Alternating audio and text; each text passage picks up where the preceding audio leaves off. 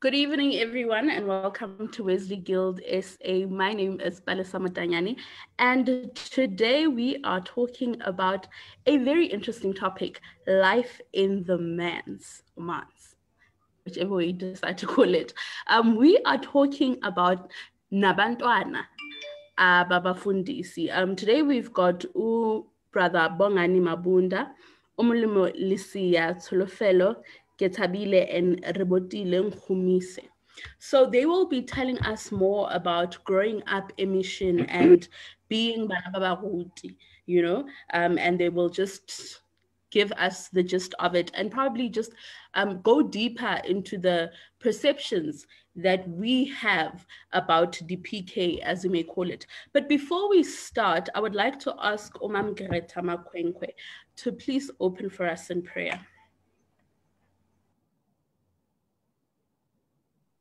Thank you so much. Let us pray. Thixo namandla onke mdali wezulu nomhlaba, Thixo mhle ufana imbeko nozuko. Ngalo mzuzu siza Thixo phambi kobuso bakho. Sicela ubulumko kuwe, sicela ingqiqo kuwe, sicela indlebe Thixo zomamela moyandini wesisa. Uthi wena njengoba uThixo bakho mzali wethu uphulule Thixo apho ufanele uphulula khona, uphilise, ubophe mzali wethu udume ngokulunga, bind wounds that are there mzali wethu udume ngokulunga, heal wounds that are there moyandini wesisa.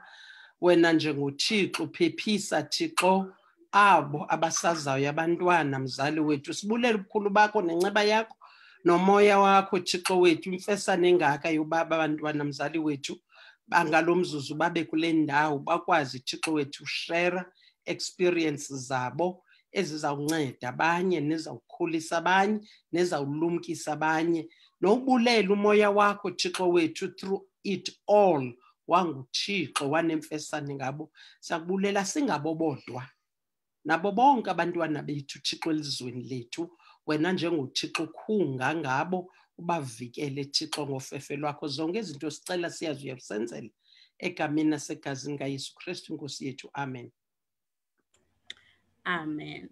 Enkosi kakhulu, Mama. So with everyone that is watching here, you know the drill. If there's anything that it is that you want to say, if there is anything that you would like to ask or even add on to today's session, you can just drop it on the comment section and we will direct it to our guests today. So how this is going to work today is that Uput Bongani is going to lead the conversation for us. It's going to be quite an interactive one where everyone will be giving their 2 cents worth and their opinion. So it's going to be a bit informal, and I would like to invite everyone to just join in, have their questions ready, have their comments ready, and let's have fun and learn something from today's session. So once again, chill, relax, pay attention, and let's learn something. Let's take something away from today's session. Over to you, Bongani.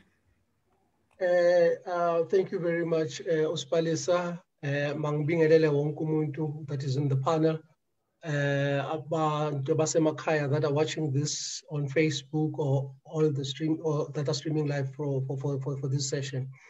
First and foremost, I think I would love to say thank you for this opportunity that we as children of the manse can be able to say something to people who are probably, I don't want to use the word ignorant, but people who don't know. How are we being hurt, but not them being aware of that they are actually hurting us? To some, it's a norm. That's how the life's supposed to be and all that. To start with, Nje, I can say, to be a PK or to be Umtwana Wase Mission, you are caught up into 2 lives where you are caught up between heaven and hell. The hell part of it, it's what you experience more than the heaven. The heaven. And the heaven part of it is where you are introduced ulo abazali bakho because you want to live the life and become an extra example. Umntana omfundisi uyishwa engakazali. And the reason why I'm saying this is because by the time we are born, already there is a curse upon us that says, "Ilahle alilzali ilahle, ilahle lizala umlotha." And you'll realize that in most cases, abantwana babafundisi, they are always stigmatized because balilahle elingazi eliphuma bangumlotha ophuma elahleni. And when you actually question that, you will realize that the society out there has always perceived umntwana omfundisi as eccentric or have, defiant behavior. And that defiant behavior will always make umntwana omfundisi ukuthi azabaleke nesonto. And that's the stigma that it's there without actually even realizing the fact that the reason why abantwana babafundisi abaningi, maybe we are stigmatized within regards to alcohol and all that, is because of the pressure. People who grow up during my time or in my time, the best corner that you can run to is alcohol. And because you are running away from the pressure that you see within the man's house. We were living in the mission house, and the mission house, as a child of the minister, you are not going to get any freedom in that space. During our days, the second steward would use the mission house as an office. I'm just making an example. And on every day, it could be 10 times a day or 20 times a day, you will find a knock on the door, kuzobona ubaba umfundisi. And ezobona ubaba umfundisi, akuna space sa family. Your father, it's not there, he's there, but he's not there. And the worst scenario that you will encounter is when you start to be rebellious about that, I'm studying or I'm doing that, then you're always reminded that this is a mission house. And you always now have to walk the walk. You are not born at any time. And whilst you are doing that, and whilst you are thinking that, you see tears coming down your parents. And most of the reasons would be, stipend. It's for the 3rd month or the 4th month, there is no stipend. If there is no stipend, there is no bread in the house. There is nothing that we can be able to eat. And you get into an environment where now will be called in their meeting. I don't know how many people have been into a quarter meeting. I've attended so many few of the quarter meetings, seeing how the so-called Christian people will hammer my father and how they will tell him how useless he is and how the tears will drop, seeing my father at his head. The next day in the morning, the very same people are the first one to eat and he's supposed to be blessing them relevantly to that. In my life, I have seen omama bomthandazo, the ones that are supposed to bring things together, insulting my mother and showing her that she's not going to be the president omanyano. Uyini yena ngoba kusumfundisi akaqhashwanga kule sonto, wabizwa umfundisi okanye kwabizwa umama. And when you go home, when you get home, the first thing that you see in inyembezi zikaMama, because ebuya emthandazweni. And now you change your life, and your life becomes in an environment whereby anything that you see from the father, the tears that you see from your father, the tears that you see from your mother, you then become the bridge to hold them together. You now become a parent in an environment where you are supposed to become a child. Ukukhula njengomntwana omfundisi kunzima kakhulu when it comes to a scenario of changing circuits. I'll make an example with myself. When I started school speaking Zulu. Those who know, in the olden days, the first language was Zulu. My father was changed to the station in the Free State, in Bloemfontein. There is no Zulu in Bloemfontein. And what came into my head and then into my mind, oh, by the way, umntwana omfundisi ilahle, akusilahle umlotha. Umfundisi akamzali umfundisi. So it means then, mina njengengane umfundisi, no one cares about my education. No one cares about my family values. And no one cares about my well-being. Then where must I run to? And all that will come up again with the stigma everywhere you go. you will be actually regarded as holier than thou, because umntana umfundisi. If I have a friend, Usipho, we probably do something naughty, the both of us. Usipho can come out scot-free, but when njengomntana umfundisi, you will get the punishment more than any other thing because umntana umfundisi. No one takes abantwana babafundisi as ordinary people. There is that stigma, you know, and that stigma has sat with us more than any other thing. I mean, I look at my church. When you could ask me what made you to be so angry and so aggressive, if it goes to that point, I'll tell you that the church separated the love of my father and my mother. Because my mother had guts enough to say, I'm not going to sit here insult mama bomthandazo, I will pack my stand and go out of the mission house. It's worse because we are always reminded that the mission house, there's sometimes these people are afraid to tell our fathers, they tell us as the children, how painful it is to walk in the streets and be always reminded last week. And which child is always going to be asked that? But the good part of everything is, you know, when you grow as umntwana mission, you try by 11 means to play your part.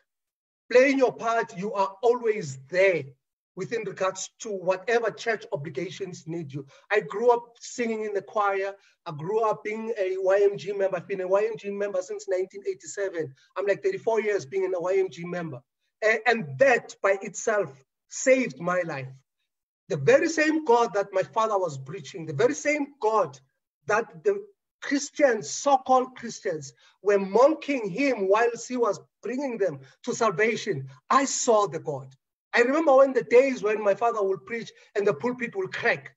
You know, I remember the days when my father would preach and sing and people will see salvation. And when that happened, fortunately, I was next to him and I saw what people were seeing. And that's what kept me in the church. That's what not actually has made me to run away from the church. And more than any other thing, this stigma that has always been there. I have always said, I want to prove everybody wrong. Not with being in the church, I'm proving everybody wrong, but to say umntwana umfundisi can become a better thing. We are not the clones of our fathers. The people who are called into ministry, it's our parents. I'm not called into ministry, and God forbid, I don't want to be called into the ministry after the experience I've seen within my livelihood. I wouldn't have an experience, I wouldn't want my children to go through the experience, any experience in the mission house. You know, the funny thing is, when my father passed on, I couldn't mourn him, but in a way, I celebrated that maybe because everywhere you go, there is that stigma, there is that touch that is following you. And everybody is expecting you to become an angel. And that by itself, it was a killer. In our church, our ministers, our parents are there to serve. Our mothers are there to support their husbands. But it's our mothers that cries more than any other thing, looking at their husband being insulted, you know, character assassination by people that you don't know, but where the church has brought you to say, and mambuzu baba no mambuzu mama, mama sisahlaleleni kule nkohlakalo esiphakathi kwayo. Athi hayi ubaba mntanami ngibiziwe. Ngize ngumusa wenkosi. Ubone inyembezi mama. Ubone inyembezi zikaMama ziphuma zehla imhla namalanga, and aziphumi nje on an ordinary day. Ziphuma ngalela langa meke buye emthandazweni wabomama.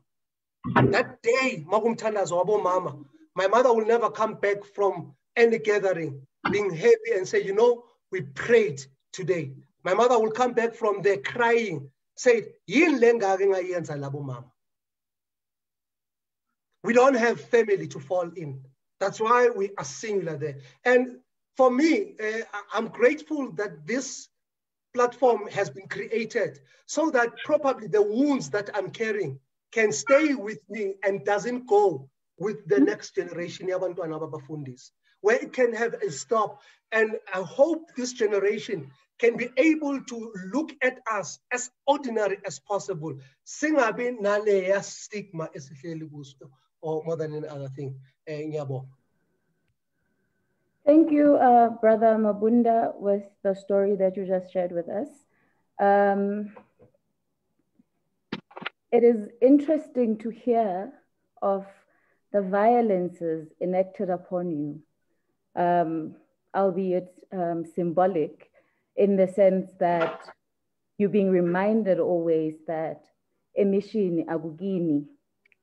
And I can imagine a childhood interrupted and overtaken, because you were saying of how the home was always, so to speak, invaded, because every now and then there was a knock and a reminder that aguginila. We will come back to that during the discussion, but I just wanted to thank you on journeying with us or showing us what journeying through the life in a manse was like for you. Ladies and gentlemen, brothers and sisters, one heart, one way, good evening. My name is Rotabile Zilila, and I'll be facilitating the talk for the night. Our next speaker is Umulimo Lisia. I've been informed that speakers have 5 to 10 minutes to engage, and I would also hope that they introduce themselves thoroughly enough. For now, I will hand over to our next speaker, Umulimo Lisia. And as Usis Palisa did say, if questions arise during the speakers' deliberations, please write them down in chat and we will revert to them and relay them to the speakers for the evening. Thank you very much. Over to you, Umulimo. Thank you, Etabile. Good evening, brothers and sisters. One heart, one way. My name is Umulimo Lisia. I'm the son to the late Reverend Khotso Lisia. I was born in Kimberley and raised in Bloemfontein, currently worshiping at St. Luke's Methodist Church, and currently studying. I'm currently a second-year theology student at the University of the Free State. And as Ubud Bongani has already mentioned, the church has sometimes been to us something like a mini heaven and a mini hell.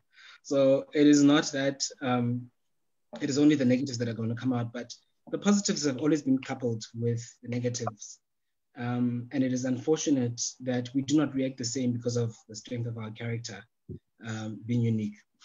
And so I'll be completely honest with some of the things, if not all of the things that I'll be mentioning, being sensitive.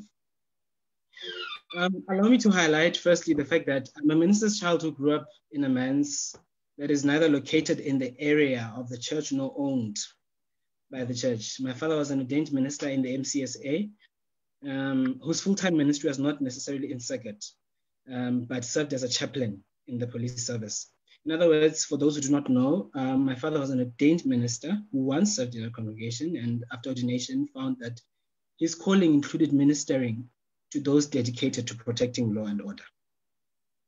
And many think that chaplains or those in secondment are not necessarily ministers in active ministry, which is not true.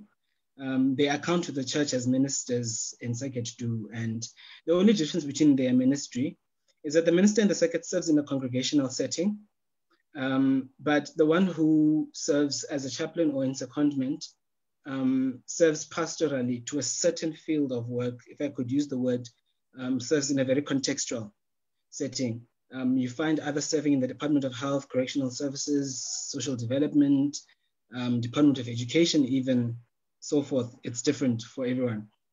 And in this case, my dad was serving the SAPS and exercising his gifts and talents that would be applied in this specific context that could not necessarily be fulfilled fully in a congregational setting alone. And he would also emphasize that it is the church that has granted him the opportunity to serve in this manner that he has served. When the church feels that it is right to recall him and say, you are needed in circuit ministry, that is what the church would do. And before I even mention any challenge, it is important to note that the nature of my father's ministry allowed me to see ministry in a more broader and dynamic sense. It made me realize that ministry, especially ministry of word and sacrament, is not limited to that of the congregational setting, but it made me realize that even if you may be called to ministry in the same place and at the same time, the context in which we serve and how we serve are not necessarily the same. And so my father, being an ordained minister, serving as a chaplain, allowed me to see how plentiful the harvest is, and that we should not have a fixed idea of what church is, of what church should be. More so, it influenced how I saw my calling to ministry. They may not necessarily be rooted in the structure of the church, but in the priesthood of all believers. And allowed me to appreciate the honor that comes with being a servant of God and seeing how God uses even us as the worst of sinners to integrate, to unite, but most importantly, to heal and to transform. But digging more into the nature of his ministry, by virtue of ministering to those who are serving as policemen and policewomen, we, as children of the manse, saw my father finding himself dealing with broken individuals who don't easily address the psychological negative aspects of their field of work. An example is a policeman being called to a house and just finding someone's brain stuck on the fridge after hearing a gunshot. And the nearest person would be Umfundisi Ulisia, not to only counsel the families, but work together with psychologists to counsel the policemen who are psychologically and spiritually affected. It would include dealing with families running to the chaplain's manse, like an instance where there was abuse in a policeman's house, knowing that policemen deal with violence every day, sometimes being violent themselves and taking that violence home. Other families would go as far as referring to my dad, who's the chaplain, as the official pastor was Sekai, because he's the only pastor that the husband, being the policeman, understands because he knows and relates to his field of work. An example would be two wives living in completely different areas who do not know each other, calling my father and saying, Mfundis, tell those men to send money at the end of the month. Because if they don't, they will spend it on alcohol and unnecessary stuff. And he would need to remind them of their moral obligation to provide sufficiently and to not be careless with their finances. And other duties would be included when he would be on standby, even when he's not on duty, because he can be called at any time to deliver news of a death of a policeman to the family, be it day or night. And that would be apart from counseling, apart from pastoral visits, morning devotions, other administrative duties he has to attend to, and sometimes church commitments he's been invited to take care of. And as a result, and I'm sure other ministers' kids will relate, is that because of the immense pressure that the minister faces and bears on his or her shoulders, there comes a time because of the ministerial obligations and its pressure, your father or your mother, no matter how much they try to show that they can be there for you, because of this pressure and immensity of their work, they become emotionally unavailable. And when it came to a point where in my father's depression, he would say to me, if you want to talk to me, read my mood, feel the energy. And if you see that I cannot attend to you, set a time for us to speak so that my heart can open up. Now, I remained very angry for a long time because it felt as though I had been treated like a congregant who needs permission to have access to the pastor, when all I wanted was my father, really. And so congregants themselves sometimes forget that as they see a parent and a companion in the pastor, there's a child who sometimes needs them and has had to learn to live with this loneliness and still navigate his relationship with God amidst the demands of ministry. And I said that is not enough because of these gaps in the relationship between the child and the minister.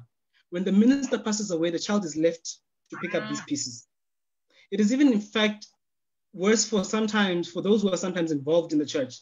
I've met ministers' kids who are so over-involved in the church, not because they actually love it, but because their voices are not heard at home, and their parents thinking that this child has found his or her place spiritually, even serving in organizations, only to realize that their activeness is a result of lack of attention at home, and that attention being sought at the building next door, which happens to be the church.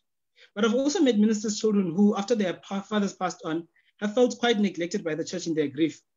There is this assumption that by virtue of growing up in a minister's home, you will have the right tools to deal with your grief. And others find themselves in a dichotomy where they do not know who to trust when in need of pastoral care because of the level of betrayal and sabotage that happens between ministers themselves. And I said that is not enough. Others who have genuinely grown up loving the church are sidelined and ill-treated after the shadows of their fathers has moved from them. And that would be myself included. The church was very supportive in all structural levels and does continue to be very supportive. But there were those instances that I wished I wasn't a part of. And a simple example would be how in the previous society I worshipped in before my dad passed, I'd be sitting in the local preachers' quarterly meeting and I was referred to this whole time as Mr. Lysia, as Brother Lysia. But after my dad passed, members of the meeting, including the minister himself, started unashamedly referring to me as Omolem in my first name. But the point is not realizing how these relationships that we had formed with people we worshipped with, even though we were involved in the church, were superficial. But even in spaces where it is not organizational or where it is organizational in the church, you are constantly reminded that you are under your father's shadow. It is your father who mattered. What matters is no longer there. You are nothing and we will address you as we wish. By virtue of being the minister's child, you are robbed of your individuality. And so these traumas are amongst many that in the process, ironically build us in the sense of constantly causing ourselves to remember who we are. And as Mom Greta McCrankle mentioned when she was speaking on the life of the spouse, to design our own craft. And as such, it is particularly painful for ministers' children because they are not given the capes that our mothers receive, and they have no obligation whatsoever to serve in the shadow of their fathers. But this shadow is imposed on them even when they are not the outcasts that society expects them to be. So it's important for members of the church as well to, in the very same light, when they expect the minister and his wife or the minister and her husband to be like a father and a mother to them as congregants, to in the same light treat the minister's children like they would like their own to be treated. Because these children who love their father, love journeying with them, but see this house that is called the church as a problem, may have to know that they are never alone. Secondly, what may shock some people, however, is how my father's ministry also brought me to the point of being peaceful and accepting of my own sexual orientation. I'm an openly gay man and who was raised by a father who was constantly counseling those serving in the police and happened to include those who could not live their lives as open as they wanted because of the prejudice and violent acts by some police women and policemen. And in working together with psychologists, he would directly interact with them. And he came to a point where he said to me, I know what you go through, and I will not let you go through that alone. And so at some point, I then realized that his ministry allowed, or rather the fruits of his ministry allowed me to go beyond the limitations of society and even of the church itself, as many of us are expected to live our lives freely, but not make a noise about it. It's a reality that is prevalent in the Methodist Church. And on the 9th of August, 2018, I still remember the date, he said to me, live your life and be free. Do not be apologetic and do not think that your sexuality will stand in the way of you candidating for the ministry if that is the route you ever feel that you need to go to. I asked him what he would do for the LGBTQI community when he was back in the congregational setting as he was meant to go back to circuit in 2021. And he said to me, Umulem, I will take the necessary steps that it takes to conscientize these people, but you must be patient with me. Because firstly of all, these people can be very quick to threaten me with my stipend when they feel uncomfortable. Secondly, others amongst them are willing to listen, but because of their past experiences, they are unable to and cannot necessarily participate in this conversation. And thirdly, who are you to force them to accept you when it took your own parents a long time to come to that point themselves? And so in that sense, I can say the ministry of our fathers hurts us deeply, but can also sometimes shape how we see the need to find purpose in the personal challenges that we face. Remembering that just as their call was not about them, but about God, we can also use our challenges to build, to inspire, to heal, to transform, and even take us to the point of relating our call to ministry in whatever form that ministry can take. And in conclusion, the last thing that I would like to mention is that it is up to ministers to embrace their children in such a way that they feel proud to be a part of your journey in ministry, despite the certain gaps in your personal relationship. After every service that my father conducted, especially Holy Communion services, those are where he would mostly conduct them, he would sit me down. My mother and my brother knew that between 5:30 and 7, if they're having a conversation that over 30 minutes, it's about today's service. And by the time he gets to me, he's already been drilled by my mother about how the service happened. But when he's sitting down with me, he is getting the congregant's perspective.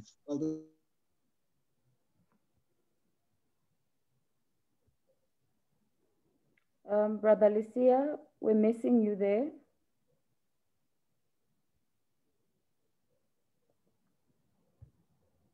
Brother Lucia? We seem to have lost Umulimo a little bit. It most probably is network connections. Whilst we are trying to get him back, we will note that here is another story of a minister's child who talks about a childhood interrupted. A childhood, I would probably even say a bit stolen, having your father as a frontliner, having to check or read the mood before you speak to your father. Sorry. Thank you very much. You're back. Yes. We lost you for a bit there. You were concluding. Yes. And I was saying, and so ministry was not just a burden or a heavy yoke on our shoulders as Abantwana Basemission, but on the positive side, it became a conversation through which we saw the grace of God in many ways. And so my plea would be to ministers, irrespective of the personal gap, the personal relationship that may have a lot of gaps with your children. Take time to reflect with them, take time to be creative and make them feel a part of your journey. Thank you. Thank you, Brother Lucia. I'm also glad to note that in addition to the hardships that you have pointed out, being a child of the manse, is that this is not a single story. You have given us the positives, that in the hardships that you went through, you were able to see the grace of God. I've picked up a few points to engage on during the discussion, but for now, we will head on to another speaker for the night, Solofetso Kitabile, who will introduce herself and then enter into her presentation for the evening. Over to you, Solofetso. Thank you, Osritabile. First and foremost, I'd like to greet everyone who is a part of this conversation and those who are also participating on Facebook. I'm not going to go into an intro about who I am, but like Osritabile said, my name is Solofetso Kitabile, and I am also a minister's child. What I want to do in this conversation is bring quite a few different perspectives into the conversation, because I believe if we're going to talk about something, let's talk about it in its entirety. So both of my parents are Methodist ministers. They got ordained, they got married, and then went on to have children. And one thing that they have always done as parents is to constantly drill into our heads that their calling is not our calling. So as we navigate this thing called life, it is important for us to try and discover what it is our purpose is and what it is we have been called to do. I think watching two people who essentially have chosen to be in the same field has also allowed me to understand that we need to respect the way in which people do what they do. And there has never been a conflict in how they do things, but more of an acceptance that I have a way that I do things. I have been called to do my ministry in a particular way. And there's no need for us to essentially try to dumb each other down or even to compete. So that is one of the positive things that I have gained out of being a minister's child. I remember as a 13 or 14-year-old, one of the most vivid memories I have as a minister's child is on a Sunday when I accompanied my mother to a communion service. Now I say accompany because we were given the choice as to whether or not we want to go to church. And also we were given a choice as to where we want to go to church. So we were not limited to the Methodist Church. On this particular Sunday, I'm going to the communion service. I'm wearing my pants. I don't have anything on my head. And for me, it was not a big deal because if my mother and my father don't have a problem with the way that I'm dressed, quite frankly, there's nothing that anybody else can say to me. So I felt safe because I knew that they had my back. So I go and I go to receive communion. I'm with my cousin. She's wearing a dress, nothing on her head either. We go to receive communion and, you know, there's a bit of a commotion happening. There are scarves flying in the air. And the gentleman who was helping my mother with the communion goes to find a tissue paper to put onto somebody's head. So as my mom lifts up her head, in that moment, she said, you stop it and you stop it now, or you come to take over. And what I learned in that particular moment is that when a need arises for you to put your foot down, do so unapologetically, irrespective of where you are, irrespective of who is there. If there's a need to put your foot down and be very firm in what your stance is, do it. My passion for fighting against injustices, even when those injustices don't affect me, is something that has been nurtured in the church through watching my parents do what they do. We have always in our home been given the space to express ourselves freely, and also to express ourselves where we want to express ourselves and how. So I've never felt like I need to be two different people. If my mother has accepted me the way that I am, if my father has accepted me the way that I am, I'm going to be consistent, whether I'm in the church, outside of the church, at school, or in the community. So, you know, whenever you go out and somebody will come to you and say, hey, no, it's fine. And if you need me to, I can give you their numbers because they know where I am right now. Very early on also, I became very sober-minded and learned to manage my expectations of people who call themselves Christians. Because a lot of the times we go to church, these people are Christians, and the assumption is we all share the same values, we all share the same principles, and that is not true. You can sit in a church service, be next to people who are completely shredding your mother or father to bits and pieces, and all of a sudden you stand up, hey, we would like to introduce Wana Murti Mang Mang, and all of a sudden instead, oh, hey, Wana Murti, hey, waiting, nice to see you, great, and already you develop a thick skin, but also the ability to tell people what you really feel at that point in time. And if my feeling is, because I have heard you engaging in those kind of conversations, I don't feel like we need to pretend with one another. So you do you, and I'll do me, and I'll continue. And I do appreciate the fact that what they have always done is allowed us to speak our minds. So it has never been a situation where if somebody is disrespectful, whether that person is older, whether that person is in a high position, if somebody is disrespectful, it is more than okay to call them out on that.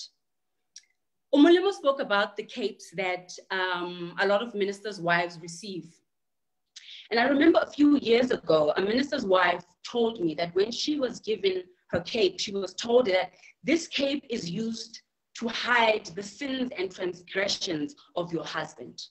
So irrespective of what he does, irrespective of whether or not he may or may not be hurting you, where now your job with this cape is to hide all of that. And it really made me realize the pressure that sometimes ministers' children experience in trying to protect the image of their parents. So if there is an unhappiness that I am experiencing in the household, I'm not going to express that because I'm worried for about what and whether or not that is going to taint my father or mother's image. Parents are the front line when it comes to defending their children. And this is all parents. And sometimes what happens in the church is that people will disrespect you to your face. And there have been instances where I've seen ministers' children being disrespected in front of their parents and their parents not saying anything about it. And I've come to the realization that there's a part in them that dies in that moment. The first thought is, I'm not worthy of your protection. But the second thought is, it is, and this is something to come. And like I said, this is something that a lot of children experience in the homes. Now, we all know that there are people who are the celebrity ministers in the church. You know, the ones who are the great preachers, the ones who are the great singers. And sometimes ministers get caught up in that celebrity to the point where they overextend themselves to the detriment of their families. Now, what happens in the mind of a child who is experiencing that or who is seeing that. In the mind of a child is the church is taking my father or mother away from me. The church is robbing me of a chance to spend time, quality time with my parent. Well, in actual fact, sometimes there is an inability to prioritize the family. I must say this, ministers are hurting as well. They also go through pain. They also get hurt by the church. And it is necessary in order for them to become emotionally and mentally available for their families. It is important for them to also go through their own healing. And sometimes that healing is not going to take place in the church. People come to church to get their cups filled. When as a Muruti, you need to find other ways in order to fill your cup. Otherwise, we end up in a situation where so many ministers' children end up inheriting the wounds of their parents. I also think there's a need for the Methodist Church to put family at the center. I've made an observation that you will have a father in the home who is a YMG member, a mother who is a women's member, and a child who's part of the Wesley Guild. These people live in the same car. They're headed in the same direction to the very same church. But what happens when they get to the door of the church? The need for there to be a focus on the strengthening of families in a spiritual context. Now, in closing, I want to say this, and I feel very strongly about this. As a minister's child, I have been hurt. I do, however, recognize that the church has hurt many people. And as much as my pain and my experience comes from a different and unique perspective, it would be wrong for me to say that as a minister's child, my pain is heavier than your pain. My pain runs deeper than your pain, because this is not a competition is to strive to become a community of healers. I don't know the pain of being a member of the LGBTI community and feeling like I cannot be myself fully in the church. I don't know the pain of falling pregnant outside of marriage and being shamed by the church. And these people have a right to their experiences as well. So we need to accept and respect people's experiences, even though we may not understand them, even though we may not relate, and to become empathetic so that we can truly stand with one another in each other's times of need and darkness. Thank you. Thank you, Tolofeto. And thank you very much for taking us through this insightful journey. And I'm more appreciative of the perspectives that you brought to the table, as I am with everybody else's perspectives.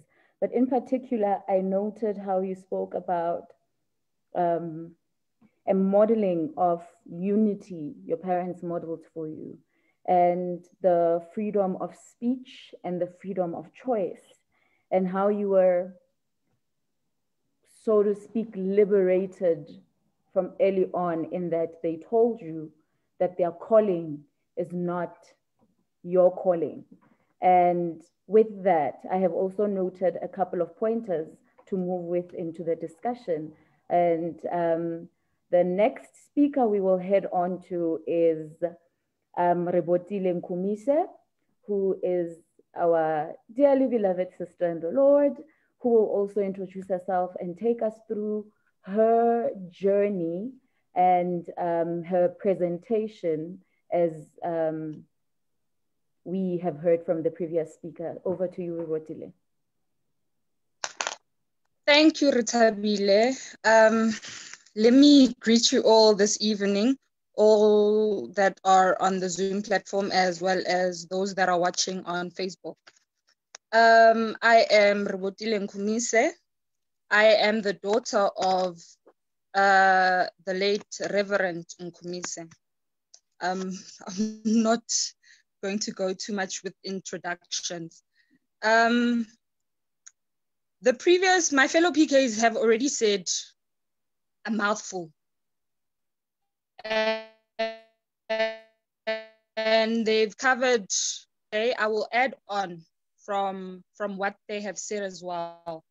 and share just a little bit from my experience as well. There are those people who in the church and outside of the church that refuse to accept your existence as Rebotile, the individual. And they choose and insist on only knowing you as Ngwana Bishopo kapa Ngwana Moruti.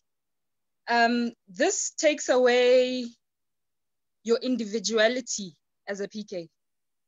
And in some cases, some of them make it their life's mission to make a place where you find peace and joy. They make it unbearable to worship and serve in peace. They turn it into a toxic space for you. And this is this all in because Ntatwa hao kapa mme wa hao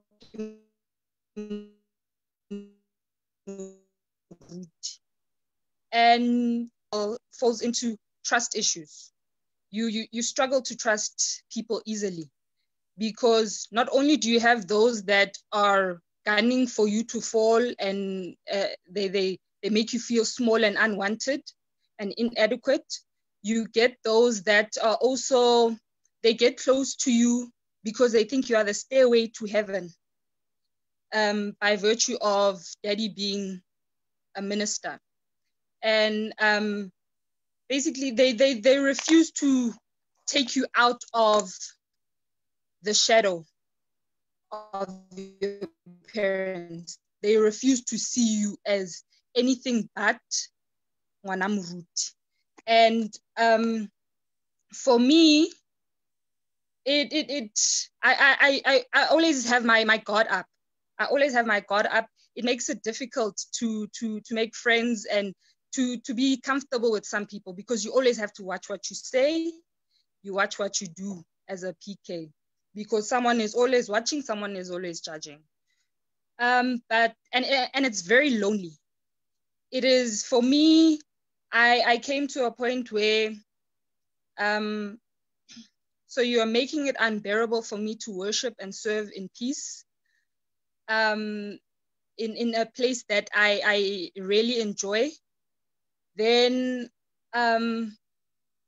you draw closer to God in a way. For me, I drew closer to God, and I had, in my loneliness, living in my loneliness, I found a friendship with God. And basically, for like, after all is said and done, when you have nothing left and you have like nothing, no one, you know the person who's got your back is God. And that makes it easier for you as an individual, not only as a PK, but everyone. It makes it easier for you to hold your head up high and move on and be your own person. Now for PKs,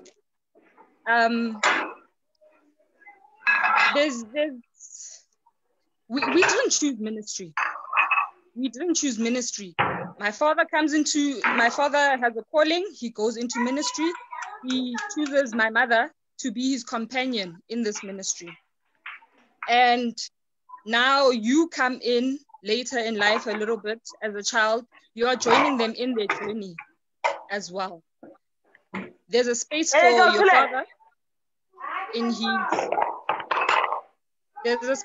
father in his ministry, and there is a space for your mother.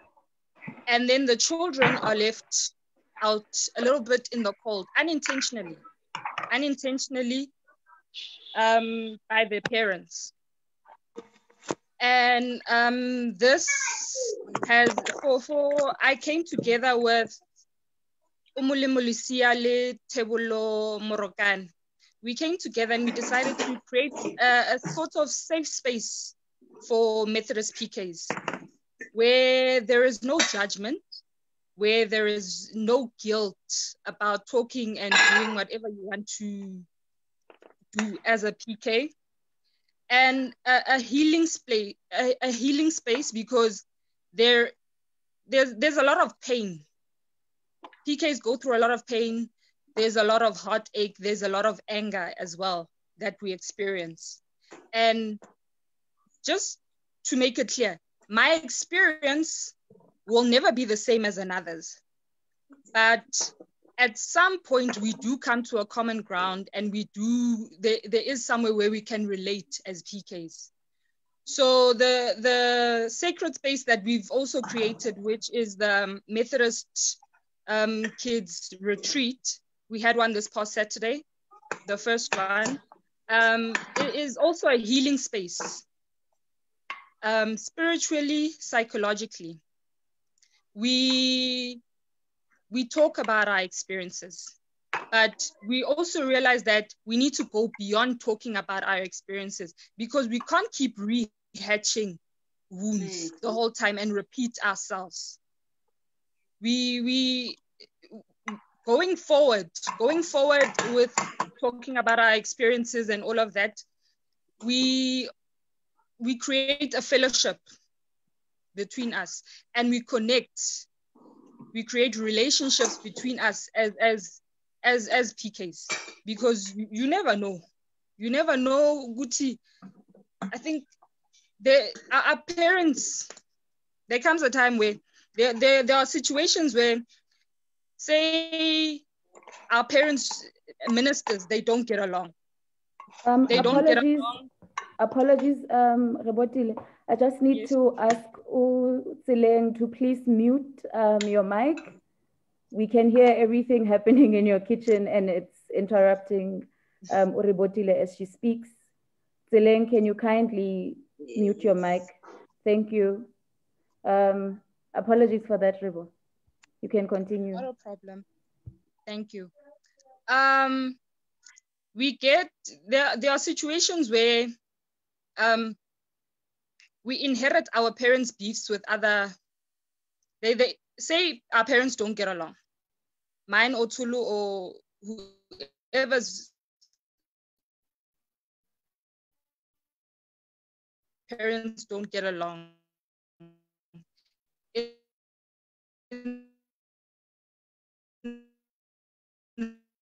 The journey.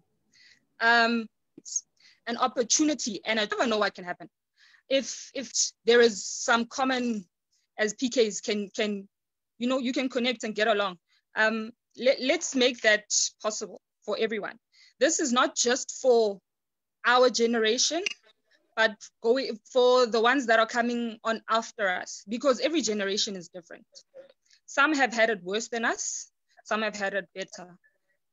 Not everything in this journey is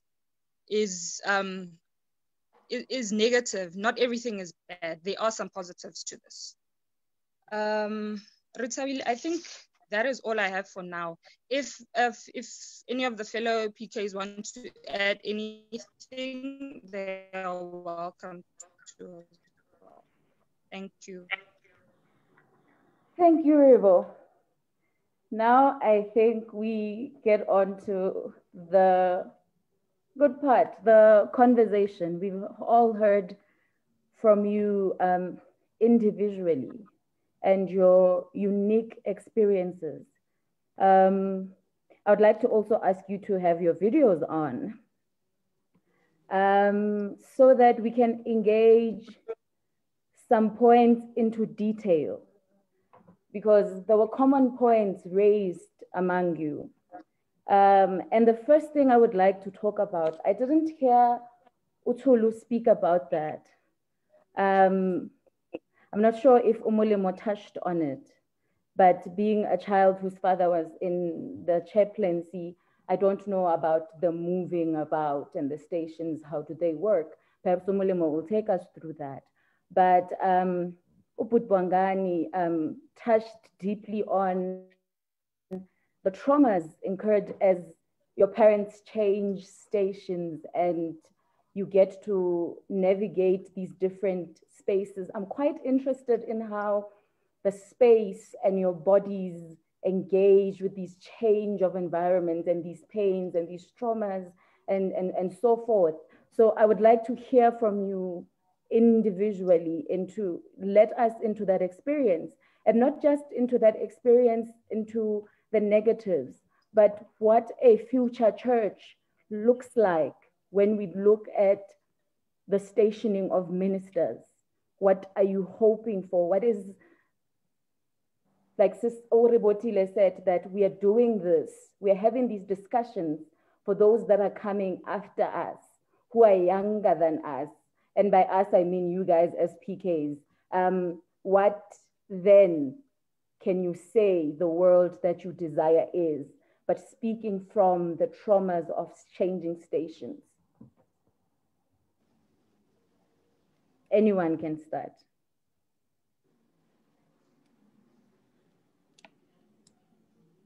I'll throw it on you, Tulu.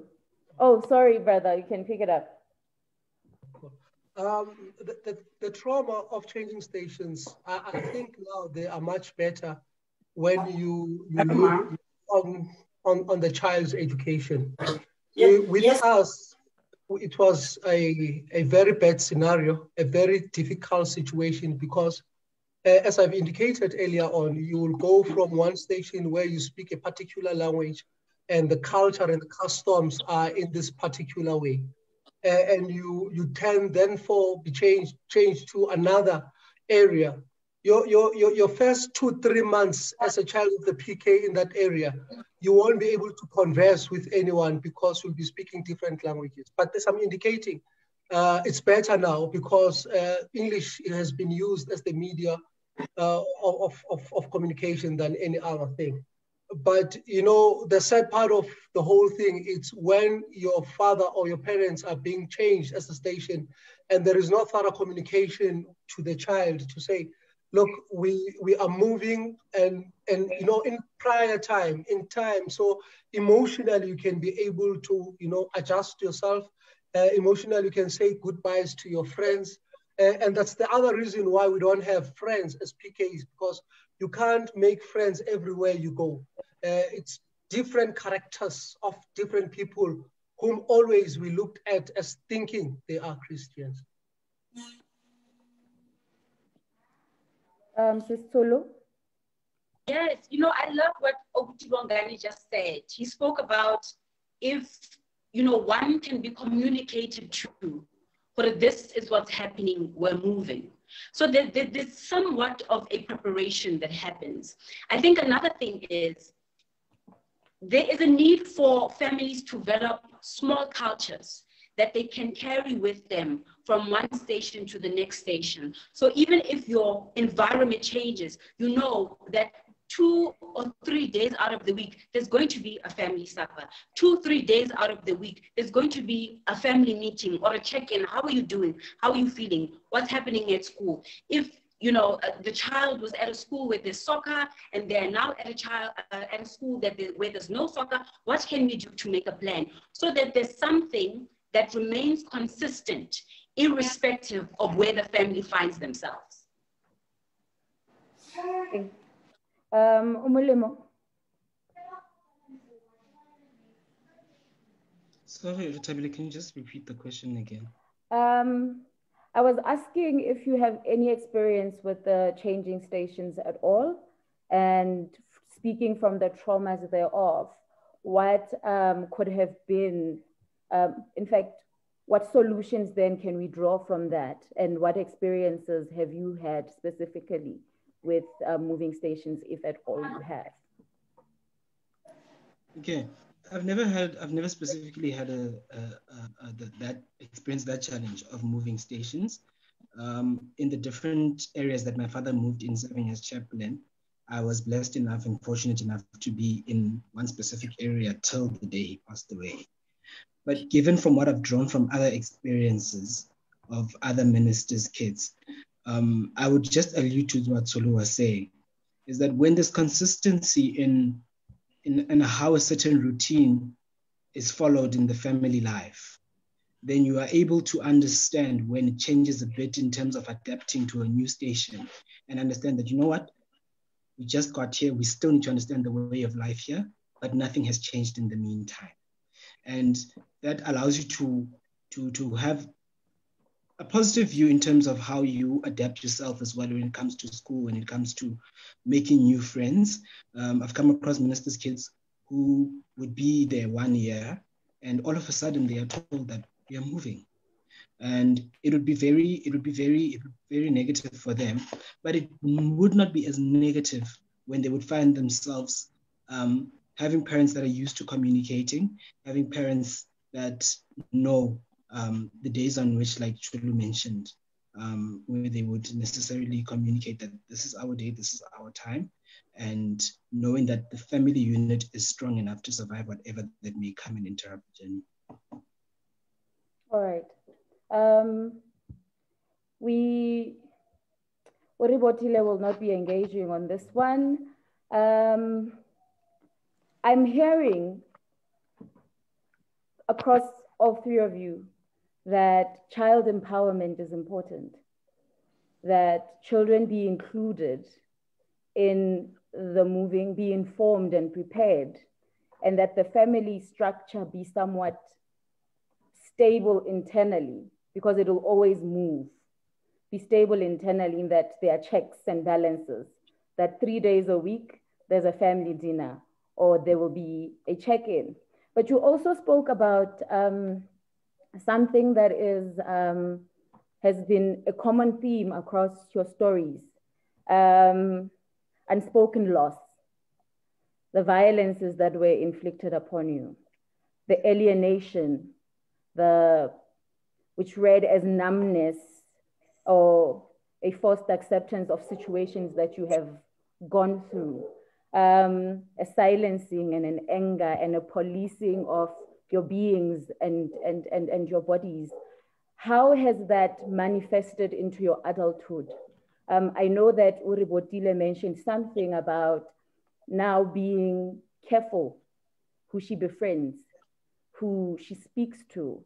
And I imagine that is not an easy life. How have these experiences, particularly the negative ones, manifested in your adulthood? How do they impact you now? Or how have you dealt with them? The question is to all of you. Yeah. Okay. If I have to answer that, from my point of view, or from my side, you know, when those situations manufactured or they were there, one, as you have indicated, to another, you will find yourself isolated. But you know, that isolation that you will get into, the one thing that you'll come out with is God. You come out there knowing who's God.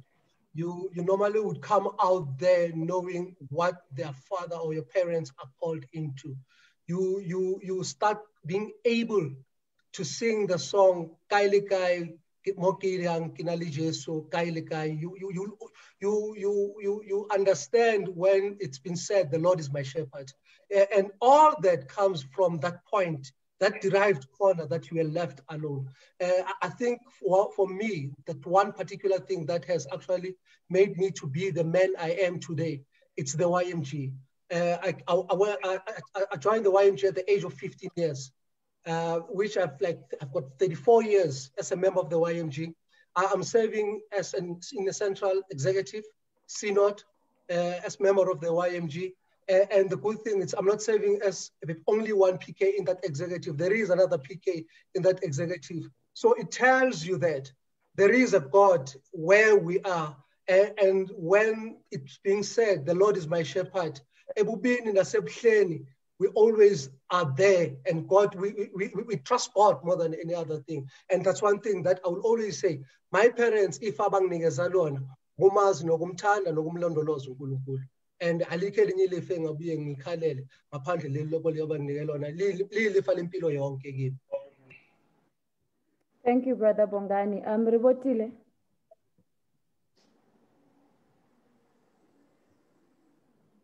Yes, Rutabile.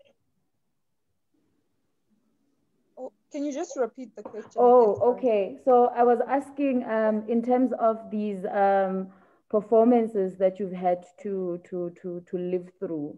Tested into your adult Can the person whose volume is on please mute their mic? What I was asking, Orebotile, is we've spoken about these traumas of moving stations. We've spoken about the silencing and the alienation and these losses and so forth. But I wanted to find out how have you dealt with them, or how are they manifesting now as into your adulthood? Are they still an impacting factor, or have you found ways to mitigate them?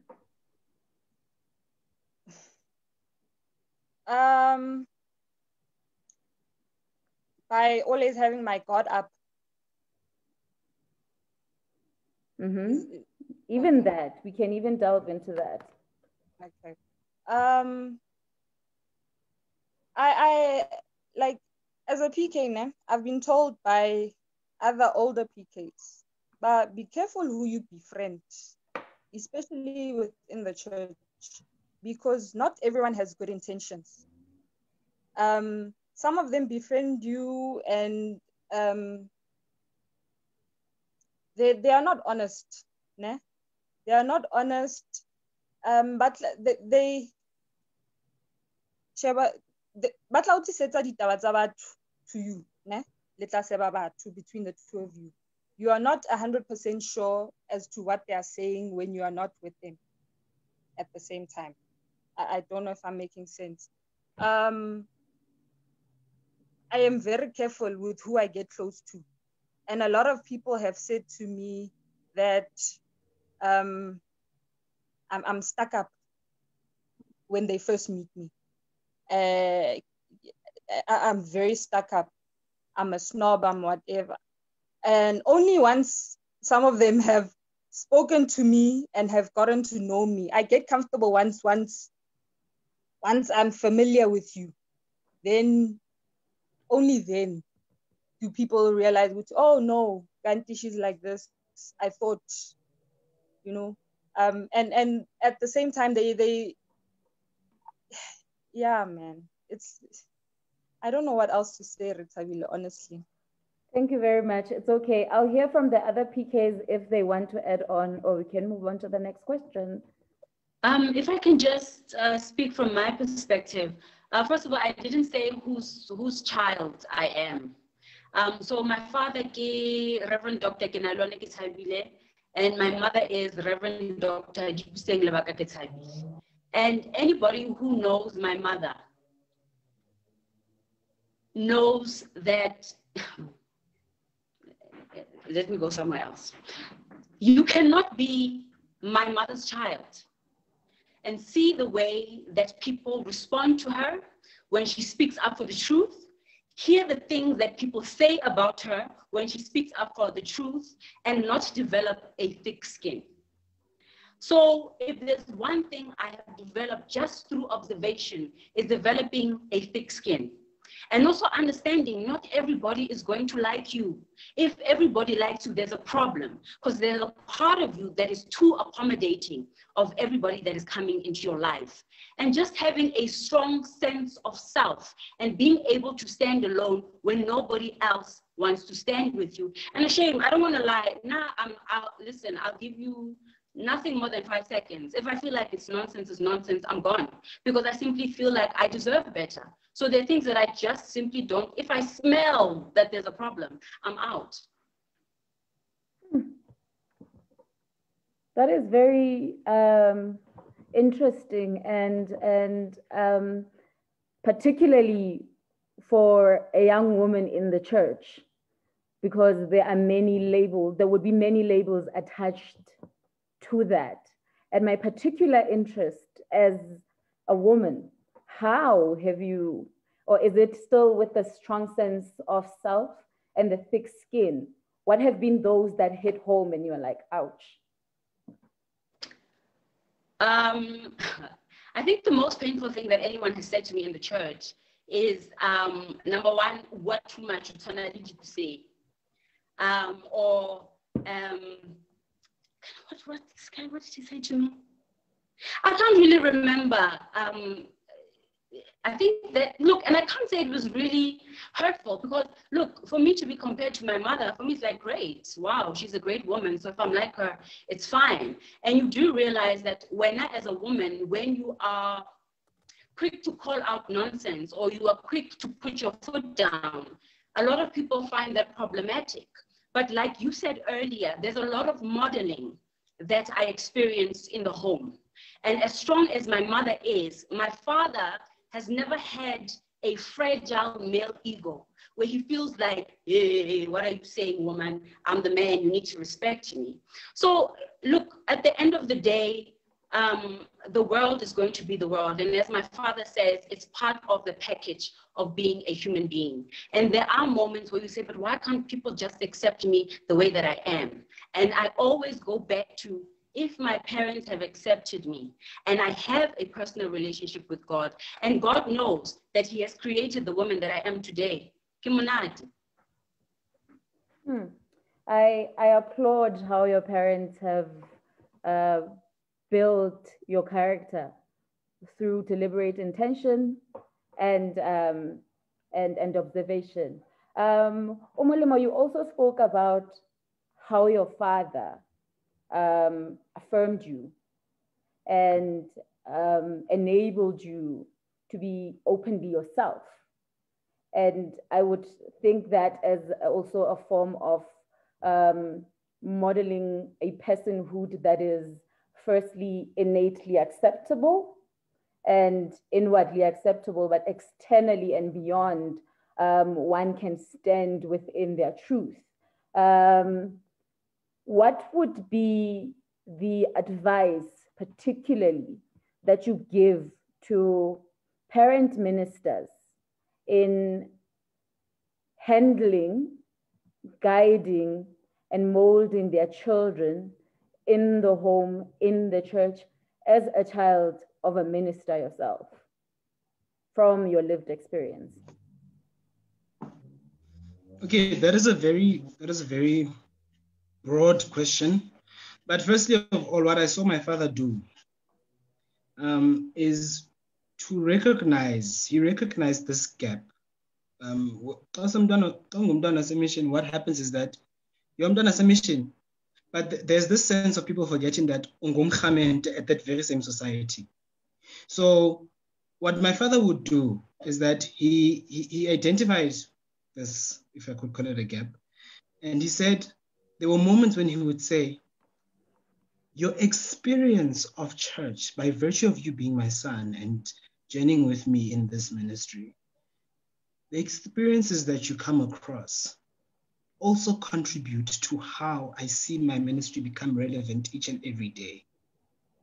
Because what you experience is no different to what another child of any congregant experiences. And I saw him use my experiences within the church and with my sexuality, like you mentioned, to want to understand and dig deeper and have a deeper culture of listening, of engaging the realities of the church. Because now there's this dichotomy of the church being in conversation about the LGBTQI community, where you have ministers themselves who have children who are not open about their sexualities, and some of those very same ministers being homophobic without knowing whom they are crushing in their own home. And on another hand, you have people like my father, who unfortunately did not write this, who unfortunately did not necessarily communicate this, who came across such people by having one-on-one conversations with them and getting to the point of deep listening to be able to relate to the story of his child and to the story of many others whom he invites to the means of grace. So I think what's important, the firstly of all, is for ministers to sometimes consider their children in light of their experiences and how that is a reflection of their own ministry, how that is a reflection of how they've been fulfilling their parental role in terms of their children understanding what church is, but also what the family is supposed to be, despite what the church has done and what they've experienced. And And like I said, and I would always emphasize this, make them feel proud to be a part of your journey. Because from that, I drew the importance of deep listening, engaging people's experiences before I exert my view, and coming to realize that because of the different contexts that we come from, we also don't even see church the same. Even when we refer to the church as a safe space, as a home, we do not view it the same, especially in light of what we experience also as PKs. But when we come to the point of listening and hearing, we still continue to be that fellowship of believers. So if ministers could do that, we could have more healthy relationships with our parents and how we view the church as well. Thank you, Omolemo. We've spoken a lot about the pains and the strengths that you guys took from the pains that you experienced. But can we talk briefly about the privilege of being PKs?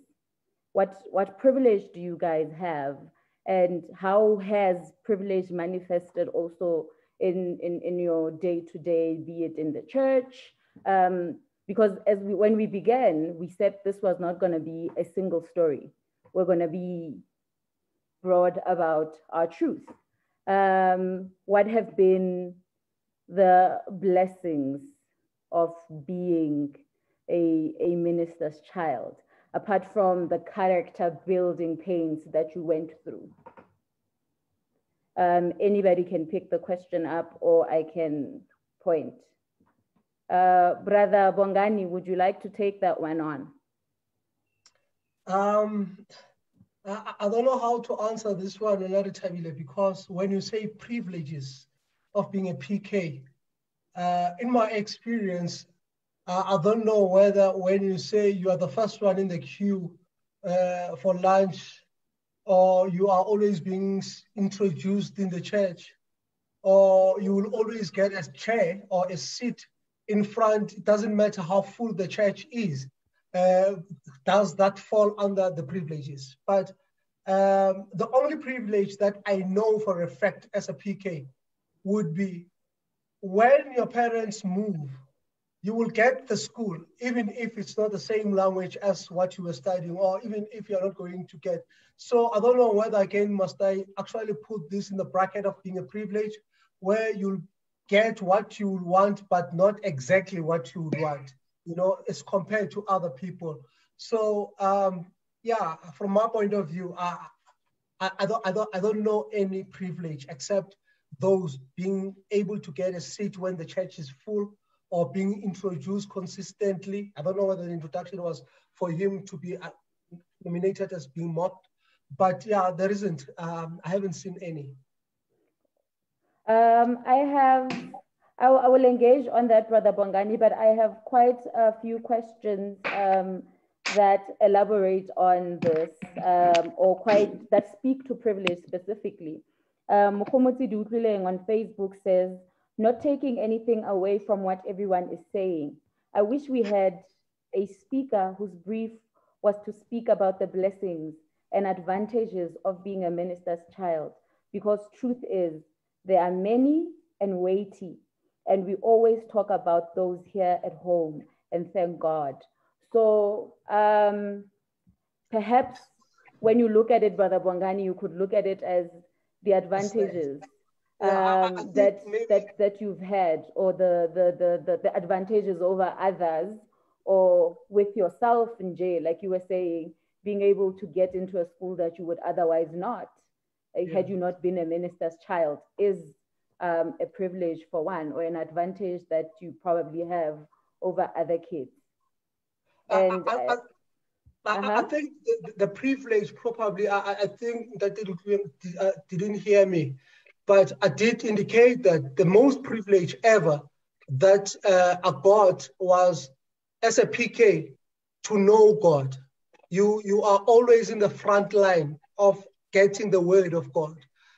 When people are devoted, when people are being converted, you are always in that front line. So either or, the most privilege that you could get it's to be next to God. That's why I was saying it makes you understand the Lord is my shepherd. It makes you understand that those are the privileges that you will always get as a son of the minister or as a child of the minister. Thank you. Thank you, Brother Bongani. Chulu, you can still touch on the question of privilege, but there's a specific question for you from Facebook. It reads, Sis Chulu, what suggestions could you bring in reimagining the church, especially on how the young children get to be taught emotional intelligence, understanding intellect, and also have psychological support from educational psychologists, etc., for children of ministers to be open-minded? Yeah, okay. The first one, as far as privilege goes, I think from a very early age, I have learned that there's a difference between religious and being spiritual. So for me, that is one of the main advantages that really, for me, I think has meant a lot throughout my life. As far as my suggestions around empowering young children, I think you need to start bringing in people who have the capacity to work with those things, to work with those issues. There's so many, I just believe that, there is a lack of a collaboration between so many organizations. So try and identify an organization in your area, or reach out to someone who you feel might be able to help you with that particular issue. But I think it's important to, when you talk about the empowering of children, you need to be very clear on what do you mean when you say empowering. I always like to say, when it comes to children, some of these things you need to practice. So for example, what do you do when somebody comes and grabs you? So you start teaching the child how to react in a moment of being attacked. So there are very, very simple ways of starting to empower children. And some of those ways are not necessarily the big and the most complicated ways, but you need to identify when I say I want to empower, what do I actually mean? So if you want children who are able to express their feelings, you can start a smaller Nyanya group and say, you know what, today we just want you to talk. What is happening at school? What is happening in the home? What are you noticing on the street corners? What are the things that scare you? So that they can begin to talk and realize that they're actually people who care, people who actually want to hear them. Thank you. I hope I answered the question. Thank you, Sis Tulu. If you haven't, we can take the conversation onto Facebook, because that is where it was asked. For now, we need to wrap up. We are behind on time and we apologize for being over time. And therefore, before I do my closing remarks, I would like if you guys can say some things to close, people who haven't spoken, like Omolemo or Ribotile. And in the meantime, ask Umam Greta to prepare a closing prayer for us whilst you guys speak. Okay. Yes, Retabile, brothers and sisters, I think in closing, what I would want to just touch on, it actually does answer some of the engagements we had on Facebook that we could not all engage, unfortunately. But I can attest that there were advantages in terms of the ministry that we all experience differently because our contexts are not the same. Just Bloemfontein alone, for me, just Bloemfontein alone, going to these different sections and societies with my father, because of tribalism that existed back then, you find that they were separated according to tribalism, and you learn the different cultures and how it has infused with the worship there. So you would learn different forms of worship and see how they are practiced according to each culture and see how it's unique to different communities and where the church is also the anchor of the community as well. There are a lot of benefits from this. And why I'm mentioning it, and I'm about to also mention the question about the retreat. The retreat was the first in our area, organized by us. And just to say, this is the start of many more. There isn't necessarily a structure to say that there are retreats going on for ministers, kids, and so forth. But the retreat was the start of saying, you do not need to go to street corner that is right across by Centenary Methodist Church to claim your individuality. This is the space for you to do so. This is the space for you to engage the psychological traumas that you have encountered. And this is the space where we will have psychologically trained professionals to engage with us in these intimate moments. And that is something that we are continuing to strategize on as the group that organized this retreat, and even communicating with other ministers that were impressed with the initiative. But it is also a space to say, even no matter what the church has done to you, the essence of your spirituality remains important. How you relate to this Jesus that you see your Father serve only to be heard by congregants is still important, because he still speaks to you, he still uses you, he still loves you. And that is important because we then reflect on all aspects. We then reflect on how our perspectives change, both positively and negatively, when we be sitting in the middle of a leaders' meeting and seeing how our fathers would navigate 500 different personalities in one room, and seeing how that was used for the good of the church, no matter how people from the church taking their own personal matters from society and bringing into them would want to cause detriment for the church's mission and its missional perspective. So those are the kind of spaces we want to create, safe spaces, where we also don't find ourselves just saying, you know what, we're going to Durban for a retreat, but we don't want to find ourselves just playing more than we are engaging. It is an intimate, safe space where ministers' kids reveal, or not reveal, but disclose about the traumas that they have experienced, the positives, navigating the gaps between the two, and saying, we are still ourselves. I mean, if it is just the four of us today, how many are they? With the number of ministers we have in the connection, and with the ministers we have upcoming, with how many of them that are supposed to be collared now not having stations. The context and the situations are changing, meaning the reality is not going to change anytime soon.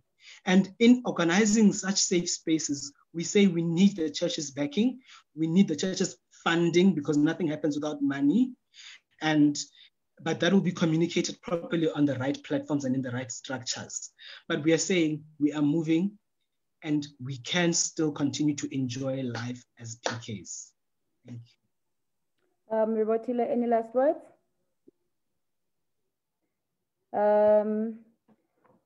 Well then, that is my cue to say thank you to an incredible panel that has given us only a gist or a tip of the iceberg into what the journey of a minister's child looks like. And I hope this has offered us the space and time to reflect on how we have been treating them, speaking to them, engaging with them in different platforms. And I hope that this has enabled us then to remember their humanity and their personhood, to allow ministers' children, to be people, to be individuals, and to also exercise and partake in this free will that we've all been given by God. And I hope that moving on and moving forward, we have taken the pointers that the ministers' children have deliberated upon. I know on Facebook there are people who have said we need debriefing or counseling for ministers' children, and there has been other comments that say the church has been unfair. But we've looked at many elements and many facets, problematizing the parenting, problematizing the church, and also talking about privilege, albeit we didn't delve into it deeper. But I hope that this is the first of many conversations where PKs are offered an ear, are offered a space, and the church gets to reflect, especially congregants, on how we treat ministers' children and how we enter the mission house and how we treat them as they change stations and navigate. But I'm sure that we were not alone.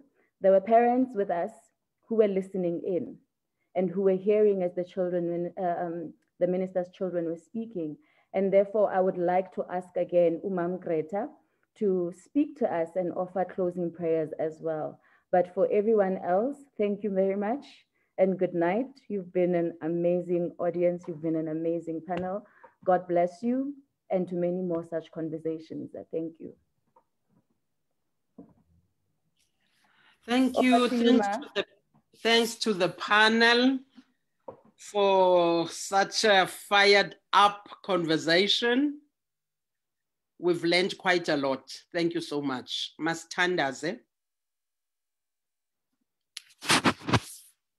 Thixo wethu mzali wethu uthembekile ezimpilweni zethu. Usithembisile mzali wethu, you've promised to heal the brokenhearted and those broken in spirit. And we now rest assured in the comfort of your word for their healing. Mzali wethu omhle kangaka. Sibulela Thixo wethu ukuthi wena you've planted us in different spaces for different reasons. Reveal to every child your purpose ngobomi bakhe. Give him or her faith deep enough and hope to live out your purpose ngobomi bakhe, mzali wethu omhle kangakanani. Let no obstacle make him or her divert from the plans onazo ngobomi bakhe, mzali wethu odume kangaka. They are a gift to us as parents. They are a gift to the church. They are a gift to the communities. Yenza ke Thixo wethu that the anger, the frustration that comes with their experiences does not blind them from the goodness of the Lord, does not blind them from the purpose that you have, ngobomi babo, mzali wethu, does not blind them from the fact that they have to impact the spaces abakuzo in a positive way. Thixo wethu odume ngokulunga, siyayazi Thixo wethu okokuba babuhlungu kwezinye indawo, kodwa mzali wethu sithembile okokuba your grace is sufficient to pull them through, mzali wetu. You've located them, Thixo wam, nangalo mzuzu kwade kwaleli thuba, for you are a loving God, mzali wetu omhle kangakanana. Let them go into the world, not to display their scars, but to show the world the stars that wena njengoThixo omane uzibeka ebomini babo despite everything. Hlala ke nabantwana bethu, hlale nabantwana belizwe lethu bebonke. Uyayazi Thixo wethu, there are kids who are more scarred than them, and they have no platforms to express their feelings and their experiences. They die silently in corners. Iba nguThixo kubo, iba ngumzali kubo, ubabalo lwakho malubalande. Thixo wethu odume ngokulunga. Thank you for such conversations that are windows for us as parents, windows for other kids. Babone ukuthi what goes on ngaphakathi. Sometimes we overlook these things as minor things. Kanti Thixo wethu zinobuzaza ezimpilweni babantwana bethu. Hlala wena njengoThixo benguThixo kubo. Womeleza amakhaya ethu. Give them resilience, Thixo wethu, to stand up ebomini, to show up ebomini. Ezintweni zonke balibulele ufefe lwakho, mzali wethu odume ngokulunga. Enkosi ngoba nguThixo ezimpilweni zethu. Hlala nabo bagqume uhambe nabo ezindleleni zabo. Ilizwi lakho libe sisibane senyawo zabo, Thixo wethu. Sikelele ilifa nekamva labo egameni nasegazini kaYesu Kristu Inkosi yethu. Amen. Amen. Siyabulela, Mama. Thank you and good night, everyone. Good night.